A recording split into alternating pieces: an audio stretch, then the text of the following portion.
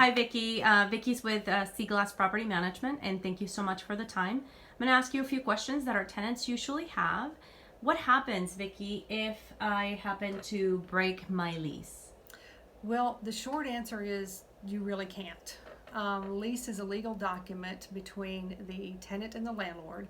So same as the landlord could not come up 6 months into your lease, your year-long lease, and say, hey, you've got to get out, you really can't break your lease. Now, circumstances do come up where you may have to leave.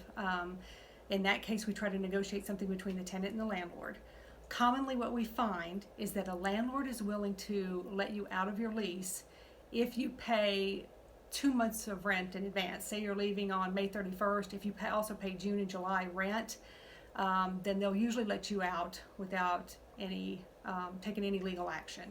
That way, that's about how long it takes them to get another tenant in, so they're not really losing any rent that way. Okay. And the next question is, would I continue to obtain my security deposit if I break a lease and I'm able to pay those penalties? That again would be something we could try to negotiate with the landlord. Okay. It's going to be up to the individual landlord as to what they allow. I would also say that it probably depends on the length of the contract. If you're moving out with 8 months still on the lease, probably not. Because even if you're paying a 2-month penalty, essentially you're still owing 6 months in rent. So he might obtain your last month's rent if you paid that up front when you moved in, and possibly the security deposit as well. And you mentioned that this is a legal document, so if I break this lease, can the landlord sue me or go after me and my family? Yes, absolutely. They could file a claim in court and go after you for the full remainder of the rent, however many months that is, plus legal fees and court fees. They could also report it to all 3 credit bureaus.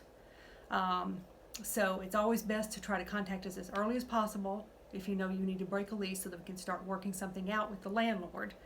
Now, of course, some people choose to just skip out in the middle of the night and we never even know they're gone.